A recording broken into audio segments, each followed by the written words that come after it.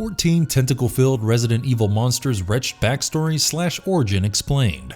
Survival games have come and gone, yet one of the few franchises that continues to attract millions is Resident Evil. Those who have played the games or even read about them know that the storyline is simplistic and the dialogues are not particularly that great either. So the question that arises is, what did this simple survival horror game have that others didn't? In this video, we will try and answer these questions and discuss the factors that generate an undying love from fans and gamers towards Resident Evil. The first title was developed by Shinji Mikami, and it became an instant hit among players and critics alike. Its 3D design, zombie-infested mansion, traps, puzzles, voice acting, bizarre dialogues, and boss fights were among many great pull factors. Commercially, it brought a fortune to Capcom, the firm Shinji Mikami worked for. Although Resident Evil's sphere of influence was vast, it changed everything it touched.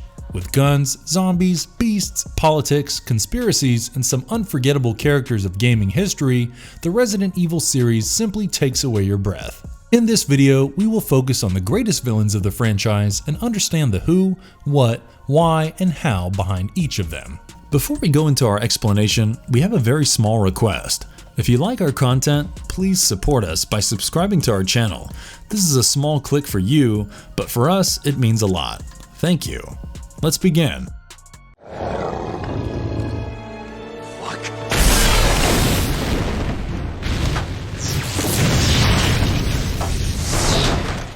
Nemesis. Umbrella Corporation developed the great and vicious Nemesis Tyrant type as its most advanced and intelligent bioorganic weapon.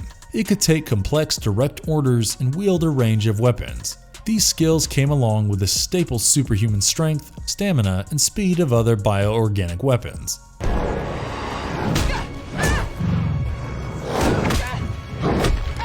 The Nemesis first appeared in a major role in Resident Evil 3, Nemesis of 1999, and then in the 2020 remake.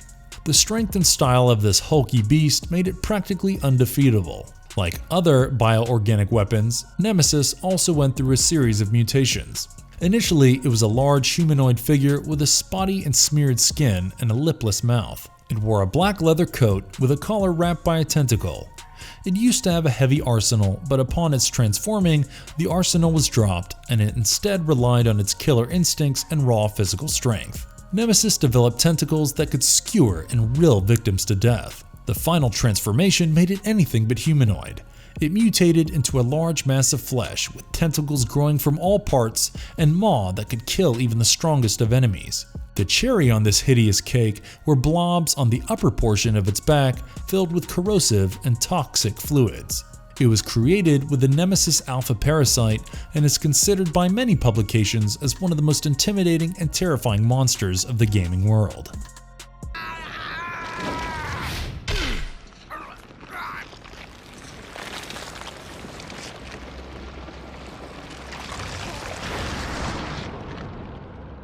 Osmund Saddler. If you must know, my name is Osmund Saddler, the master of this fine religious community. If you must know, my name is Osmund Saddler, the master of this fine religious community. Saddler introduces himself with these lines in Resident Evil 4. He has taken over the villagers of Los Iluminados, a small village of Spain, by contaminating them with a mind-controlling parasite called the Plaga. The Plaga converts humans into ganados. These are zombie-like creatures under Saddler's control. Prior to becoming a zealot, he was a bioweapons expert and he engineered the Plaga parasite's genes so that he could have desired versions of the ganados. Saddler is himself infected with the dominant strain of it.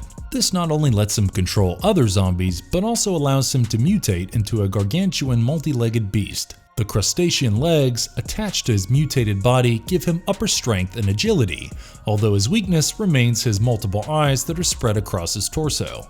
Saddler is the prime villain of Resident Evil 4. He kidnaps the president's daughter Ashley, whom he planned to infect with Plaga, consequently spreading the infection to her father, giving him a puppet president to control. However, his elaborate scheme did not foresee Agent Leon S. Kennedy, who was tasked with rescuing Ashley.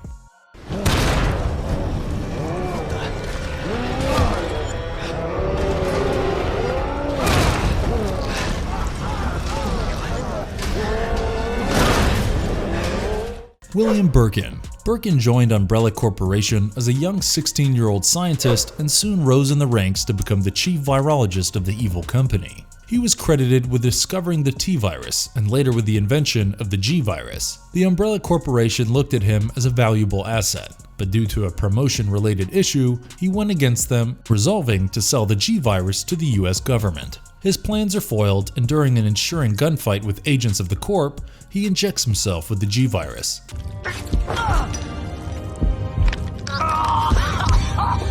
This self-inoculation leads to his 5-stage mutation. With each metamorphosis, he becomes more beastly. He initially grew an abnormally large protrusion on the right side of his body with something that looked like an eye.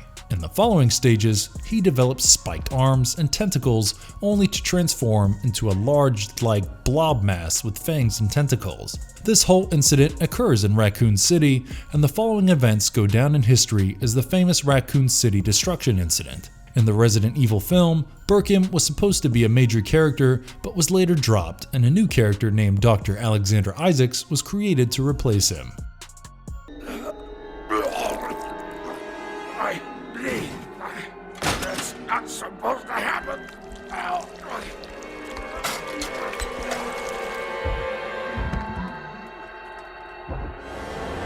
Brian Irons. He was the corrupt police chief of the Raccoon City Police Department who took bribes from the Umbrella Corporation through William Birkin to cover up the organization's nefarious activities. He was supposed to be an ally to the player, but was introduced in Resident Evil 2 as one of the major antagonists. Karma meets him later when a mutated Birkin seals his fate.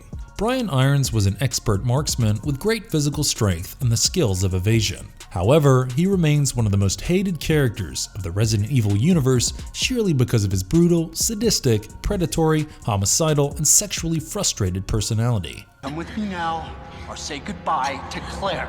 Okay, I'll go. In the English version, it is showed that he had cases of domestic violence against him, but the less censored Japanese version alleges cases of sexual assault and molestation. Donald Logue will portray Irons in the 2021 live-action reboot. Oh, now with me, we're gonna settle this! Marguerite Baker. Baker lived with her husband Jack and 2 children as a happy family in Louisiana. They were infected by a young girl called Evelyn. Zoe, come look. Come see her gift. Look at all the pretties my little girl is giving me! Who actually was a bioorganic weapon created by an unknown organization similar to the Umbrella Corporation.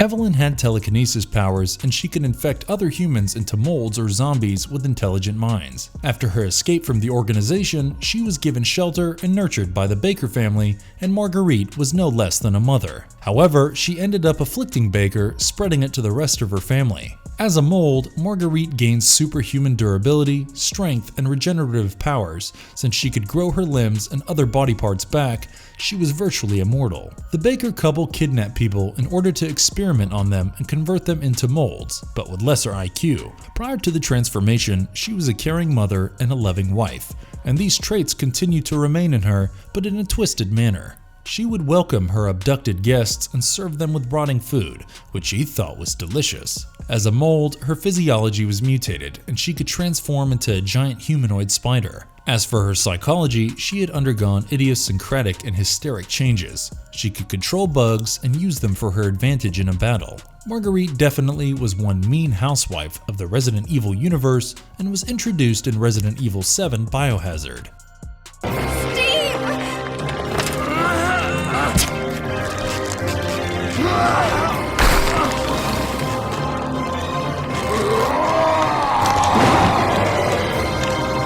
Steve Burnside. Appearing in the game Code Veronica, Steve Burnside was locked up, but his stay became shortened when a paramilitary force bombarded the island he was imprisoned on. This helped him escape, but also unleashed the T-virus on the island. On his way out, he came across Claire, the sister of STARS agent Chris.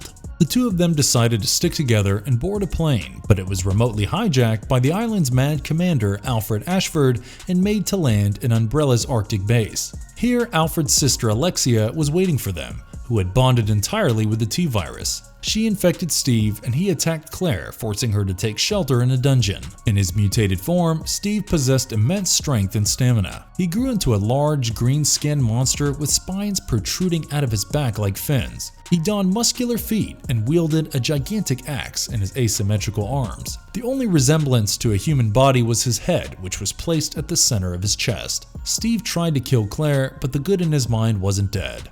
He gathered the mental strength to regain his consciousness and fought back his violent urges to save Claire. Many fans across the world love Steve because of his young age and mature resolve. Although he was just a 17-year-old kid, he showed immense mindfulness in times of crisis. Even though it was he who created my brother and I. But he was such a miserable old man. Alexia Ashford. Alexia is the main antagonist of Resident Evil Code Veronica and Code Veronica X. Her birth was not natural, as she was made as a clone along with her brother Alfred by using the genes of the Ashford family's distant foremother Veronica. Alexia was the inventor of a new strain of the T-virus, which she made by crossing the genes of a queen ant and the progenitor virus. She went into a 15-year cryogenic sleep to channel and concentrate the T-virus powers. A dying Alfred finally awakens her from her rest. By now, she has completely harnessed the virus powers as her body has bonded with it. Now calling herself Queen Ant, she possessed 3 mutated forms throughout the game. The first, shortly after her reawakening, had pale gray skin, burnt clothes, and tentacle-like roots across her body. Later, when she finds out Claire and Steve are fleeing the island in a car, she transforms into a much bigger but immobile variant and grows long tentacles below the facility. In her third form, she takes the complete avatar of the Queen Ant alias. Her upper half looks like an insect, while her lower body looks like the stingtail of a scorpion. Her newly grown wings give her the ability to fly, while her blood has become flammable, allowing her to generate fire. Coupled with superhuman intelligence, strength, and durability, she intended to dominate the world.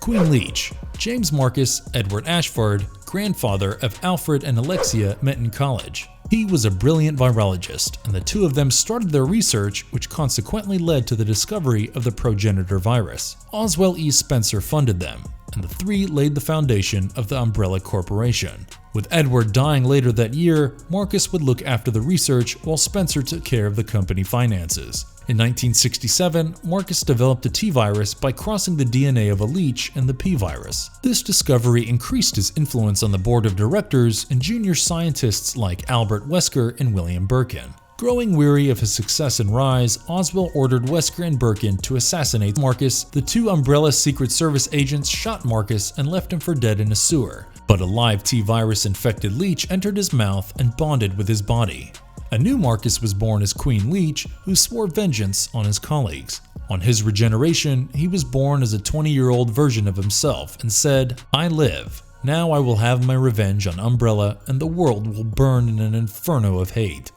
Now I will have my revenge on Umbrella, and the world will burn in an inferno of hate. Armed with skills like a brilliant IQ, expertise in biology and virology, superhuman strength and durability, and control over the T-virus leeches whom he considered his children, Marcus intended world domination by spreading parasites around the globe.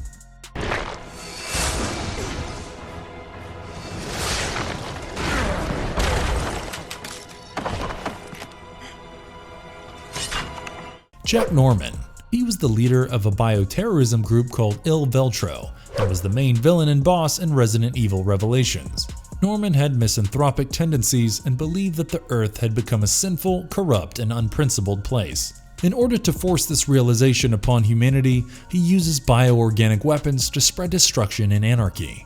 His operations and men were funded by Morgan Lansdale, who is the head of the Federal Bioterrorism Commission. He provided Norman with a T-Abyss virus, which the latter injected himself with to become a monster called the Ultimate Abyss. This creature looked like a humanoid fish with several aquatic features. It had 2 asymmetric arms, the left appendages ending in razor-sharp claws that acted as his primary weapon. 2 usually large fins protruded from his back, and he had 1 eye.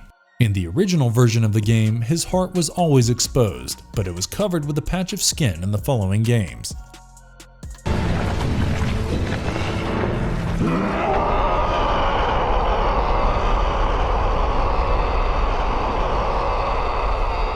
Neil Fisher. He was a member of the Federal Bioterrorism Commission and was the supposed successor of its chief Morgan Lansdale.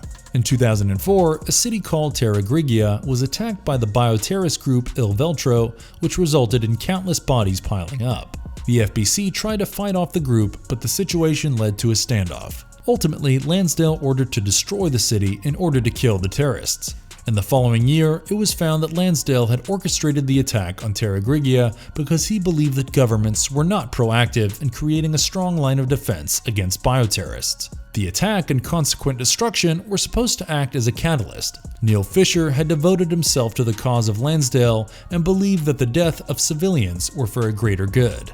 He is later injected with the Ouroboros virus and transforms into a bulky and muscular monster. The creature doesn't have any skin whatsoever, and its body has shades of red. A few fans like to call him the Red Hulk because of his appearance, but the mutated Fisher is a secondary antagonist with a set of wrong beliefs and a will to destroy cities in order to save humanity. He is nothing more than a delusional traitor, just like his boss.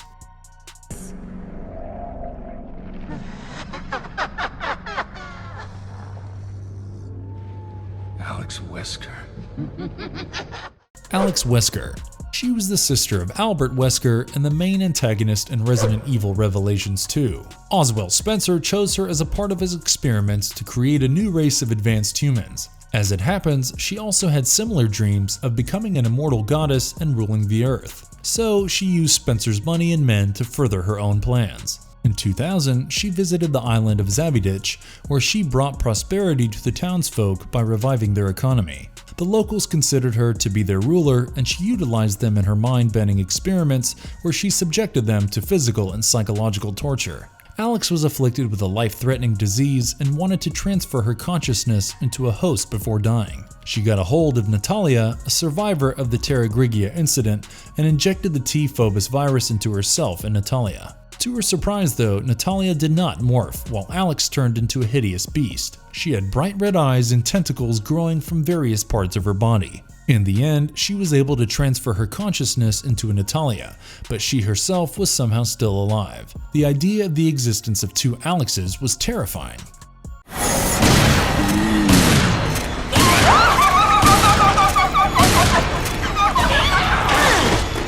Rachel Foley.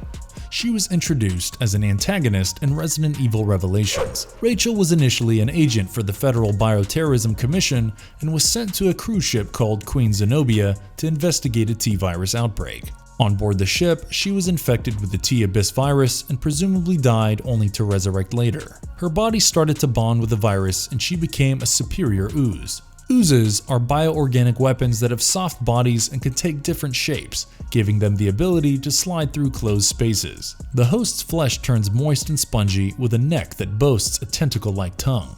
The head of these creatures is that of a lobster, and the hands have sharp claws. Rachel develops superhuman abilities like agility and resistance to bullets. She was also not like other oozes who had low levels of intelligence. Rachel could form broken sentences, and physically she was stronger and harder to defeat.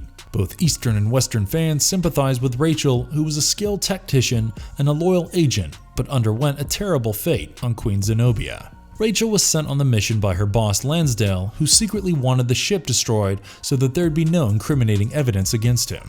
Post her death, her journal reveals that she was cynical about the low survival chances on Queen Zenobia. This way!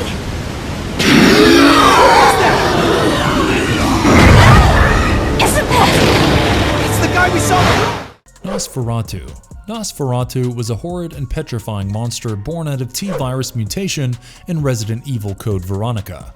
It was not just an experimental byproduct, but the result of extreme hatred of a daughter towards her father. When Alexis found out about her birth as an experiment by her father Alexander, she imprisoned him and started to use him as a test subject for the T-virus. She injected the virus in a healthy human, and the results both frightened and disgusted her to the extent that she locked him away in a dungeon. 15 years later, when she drilled the Antarctic Umbrella facility interiors with her tentacles to stop Claire and Steve, she unintentionally freed Nosferatu. Alexander had transformed into a terrifying creature with hardened skin and tentacled adjuncts grown from his back. His muscles and tissues expanded to inhuman proportions, which led his heart to break out of the ribcage. Nosferatu in archaic Romanian means vampire. In the years that he was locked away, workers at the facility would hear his screams and cries, and they named him Nosferatu.